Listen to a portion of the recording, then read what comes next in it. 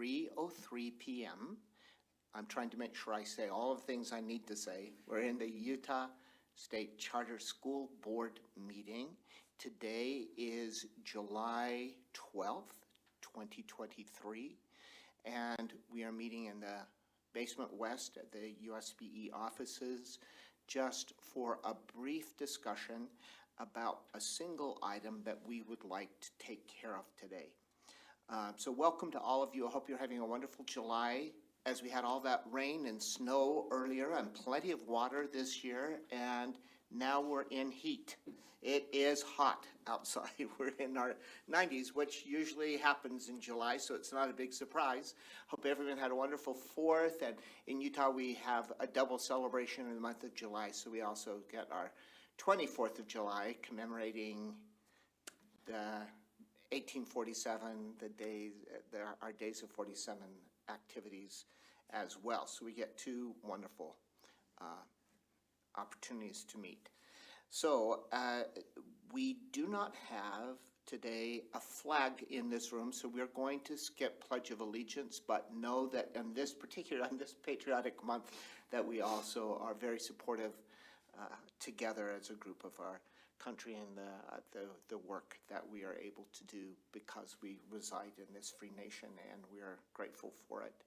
We don't have anyone who would like to make public comment today, so we will skip that as well. We'll go directly to our one business item, which is a small expansion process. And and with us today, I'm also going to know that to recognize AAG Olson is with us here today and has at this anchor site. Chair Bowles at the anchor site, Vice Chair Phillips at the anchor site, and online our member Spiker, member Bassett, member Olson. We believe also member Cisneros will be joining us momentarily, so that we have our full quorum here for this discussion. And from our team, Ms. Stephenson has worked on this issue with Vice Chair Phillips. So I'm going to turn time to Vice Chair Phillips to give us an explanation of why we're meeting today and what we would like to discuss.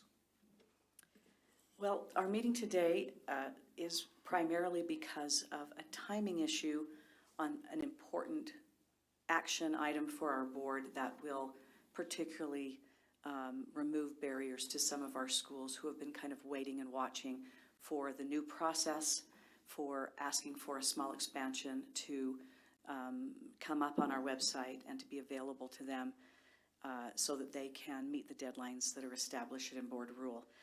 So in essence, what has happened is that the Utah State Board of Education, in response to a push from the State Charter School Board about a year ago, as well as their own recognition of kind of a rule that was clunky, and in response to kind of a push from the Administrative Rules Committee at the legislative level, has updated R277552, and this is a board rule that's related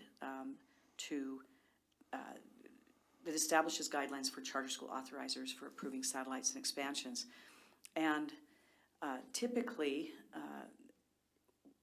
all authorizers, as a result of that rule, are required to provide processes for those satellites and expansions in terms of procedures and applications that fall in line with Utah State Board of Education rule. That is because the legislature requires the state board to, in certain instances, to essentially approve the processes for authorizers for certain types of things. Another one that they approve would be, for instance, new school applications, that process. So we have time in future meetings, and therefore we will not be discussing in this meeting the process and application for approving, considering big expansions and satellites. We will do that in upcoming meetings in case there are charter school directors and other stakeholders listening. We will do that in upcoming meetings so that our charter schools who are thinking about that will have time to engage in that process before the deadlines pass for those processes. The process that we're concerned about are the tiny expansions. These expansions are typically for students, a school asking for students under 50 in number, for adding a single grade, or other similar small expansions that do not require construction or are not, don't require, frankly, a lot of other sorts of procedures and processes to kick in that are related. These are very simple, straightforward expansion requests. And our new process for these small expansions would need to be approved today, assuming that our board is interested in doing that, in order for that process to then be sent to the State Board of Education's Law and Licensing Committee next week, and then with approval from that committee or a positive recommendation to the full Utah State Board of Education for their consideration in August. That would give our schools time to apply for during the next month or so, and for us to consider those applications in our September board meeting. Those small expansions, unlike the big ones and or the satellites, need to be approved before the October 1 deadline, because those small expansions take effect the following school year. And we are, in order to be courteous to the State Board of Education, its financial department, and other processes and procedures at the State Board of Education level, those departments need to know of those small expansions coming for funding purposes and other purposes. Unlike the small expansions, big expansions do not take effect for approximately a year and a half. And so there will be ample time to consider those later and to allow for our board to take more time on a more complex process.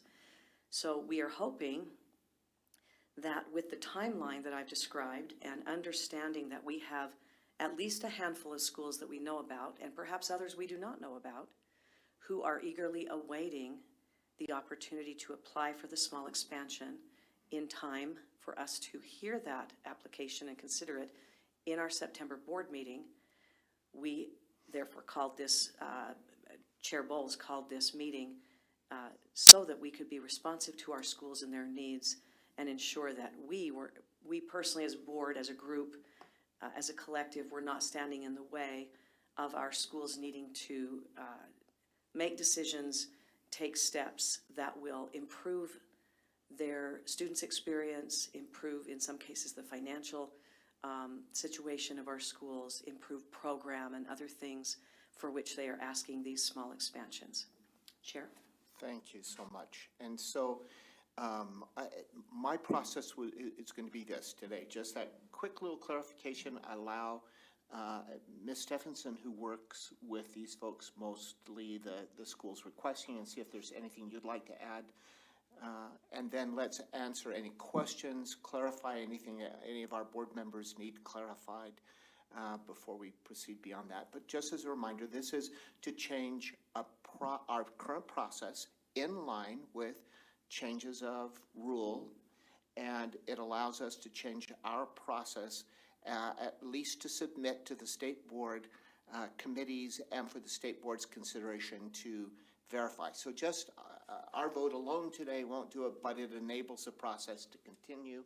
They can then, if they choose, approve this new process for small expansions, and then we will still have opportunity to consider those small expansions if we were to approve today.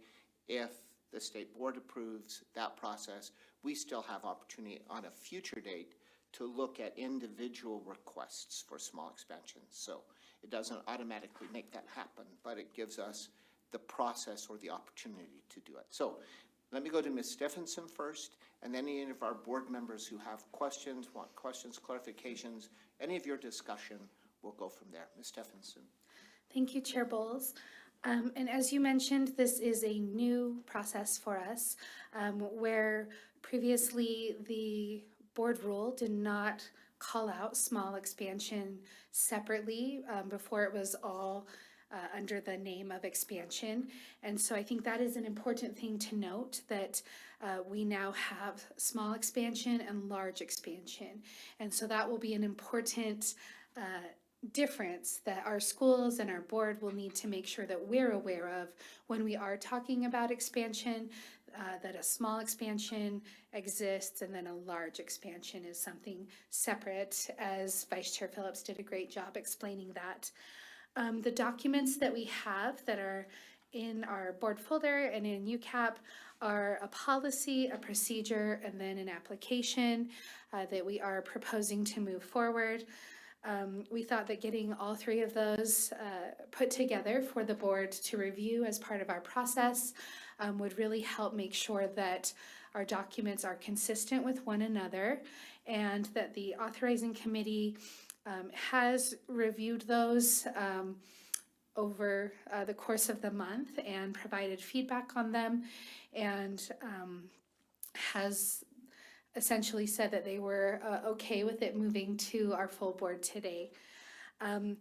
Just by way of note, the policy really is there to reiterate the board rule and the state statute and to remind the board and staff what the expectations are as defined in the board rule.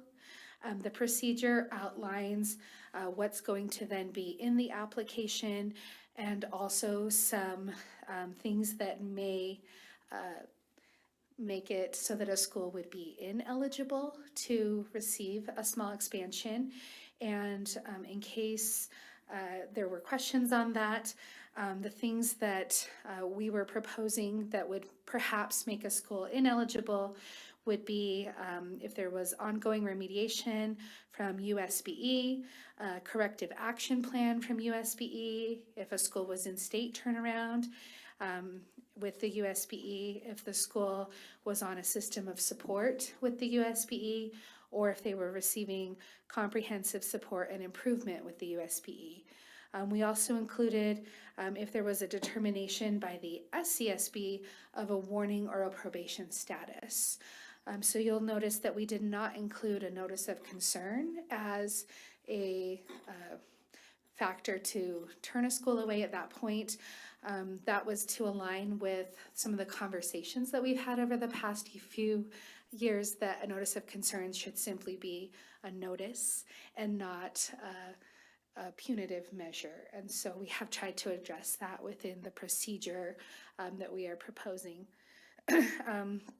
And then the application is perhaps, I think, one of the most exciting things. We went really well aligned to what's in the board rule and also keeping in mind the plan and the conversations that have occurred around less reporting and less cumbersome requirements for schools. And so we're happy to share that the application is down to 1 page. And that where this one is really straightforward with the definition and where we felt like if approved, those items as far as what would make a school not approved for a small expansion, we felt like that was something that staff could check on and that a school didn't need to be worried about that. Really all that we're asking from a school is explain why you need this small expansion, and then of course they'll be invited to come and talk to the board, but that really gives that autonomy and that choice to the board to work with the schools that we authorize and to be able to make those decisions that are in the best interest of students rather than filling out pages and pages of applications. I will also just share on that note too that as Vice Chair Phillips had noted, we do have a handful of schools that have been anxiously waiting on us to get this process started, and so we have given them a preliminary heads up about our anticipated timeline and what we're hoping to accomplish over these next few weeks, and have shared some of the draft documents. And all of the schools that have looked at or we've shared the drafts and the thoughts with have been tremendously excited and very supportive of what we've put together. So I will turn it back to you, Chair Bowles. Thank you, Ms. Stevenson. And this is a process that you're recommending to us, right? I always want to make sure Yes, we are recommending this process. All right, this change of process is a recommendation from our team to better serve schools and for us to, in our role, to support and help schools do the work that they need to do. I'll turn now to board members if they have additional questions, concerns, comments you'd like to make. Member Olson, since I can't see you, just speak up, but I can see Member Spiker and Member Bassett if you want to indicate. And I don't know if Member Cisneros, are you on with us as well? Okay, at this point. Yes, I'm on. Oh, thank you so much. All right, so any of you, if you have comments, and then I'll turn my speaker off because I see Ms. Castillo kindly smiling at me to remind me. So after I call on one of you, I'll let you do that. So someone who would like to ask questions or comment about the process before we go forward? I have one question. Please, go ahead. This is Member Cisneros. First, I love this process. I love removing artificial barriers. I'm grateful for staff's work on this. One clarification, if USBE had commented or had thoughts on, we had a section in there that said they could add a single grade. Did anybody have any reservations on if the grade changed the funding band? So for example, a K through 8 wanted to add a 9th grade, that would change the funding band for that school's eligibility. Did USBE offer any critique on that? Do we have any concerns? Member Stephenson, please. I mean, yeah, Marie, please, go ahead. Someday. Thank you. There has not been any critique given on that, and currently in the approved rule that went into effect in May, it already lists a single grade as an option that a school has. Good. Yeah, let's make sure that Member Cisneros, does that respond to your question? I'm thinking it might. And if you're muted, we can't hear you at this minute.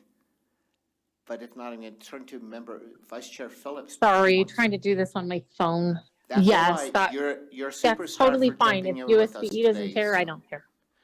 So thank you. I have Vice Chair Phillips comment, and then if you have any additional clarification, please share. We want everyone to have opportunity to ask.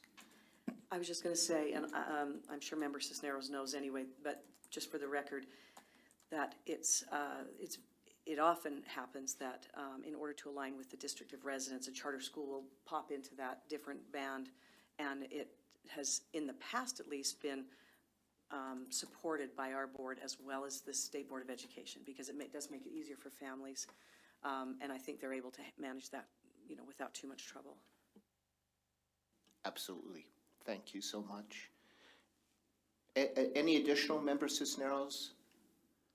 If I'm not hearing something, I'm thinking. No, I'm good. Thank you. All right, thank you. And Member Spiker, Bassett, Olson, anything that you would like to clarify, comments, questions? Member Olson here. Nothing from me. I'm supportive of the proposal. I agree with Member Cisneros' comments. Thank you so much. Thank you. All right. That is the same for me. Nothing else to add. Thank you so much. All right, then are we ready for a motion? It sounds like if we have no additional comments, we may be ready for a motion. Would someone like to offer a motion today? Ms. Bassett, I didn't hear Member Bassett. Well, I'm thinking that Member Bassett, if she had something she wanted to add, would have done that. Okay. I don't want to skip you if you're trying to, Member Bassett, to add, but if not, all right. Okay, so would someone like to make a motion? I'll motion to approve the small expansion request process. Thank you. So a motion to support this change of process is a new process, and that was Member Cisneros' motion. A second to that motion? I can second. And a This is Member second Spiker. from Member Spiker. So motion from Member Cisneros, and I'm practicing, making sure I'm saying all the right people. So Vice Chair and Member Spiker, a second to that motion. Any additional discussion relative to that motion? All right, hearing none, should we do a roll call vote since we're remotely working too, we should probably do that. So,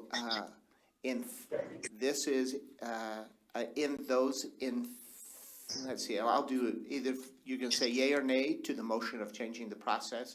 So, Member Spiker, Yay. Member Bassett, Yay.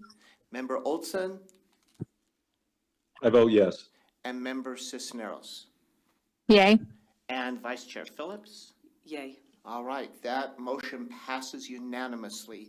We have, we are proposing a new policy. We have adopted new policy, which now Vice Chair Phillips and Ms. Stephenson will take immediately to forward. So just by coincidence, the Law and Legislative Committee is meeting this next week with the USBE committee, and they need to review it, and they can get it to USBE upon their, following their process. We can submit that language to them for their consideration, and they anticipate that. We might have a proposal for them to consider, and potentially we can, prior to October 1, so our August, probably our September meeting, I would suspect, because August will be pretty busy, but our September meeting, we could consider expansion requests from individual schools. So thank you all so much for contributing today and being a part of this so that we could move forward. This is really an exciting opportunity for schools and for the work they do, and just kind of remove some barriers so that they can do the work that they know they need to do. So I only need one additional motion then. We don't seem to have Member Smith here to give it. I know. I'll make a motion to adjourn. Yeah, there we go. Member Spiker steps up to the plate. Thank you. And a motion to adjourn. This meeting is now adjourned at 3:25 p.m. And have a nice rest of your July and the 1st of August. We'll see everyone back here August 10th for our next meeting. So thank you all for jumping in today, last minute and quickly. We so appreciate it. Thank you all. We're Thanks, done. everyone. Thank you. Thank you.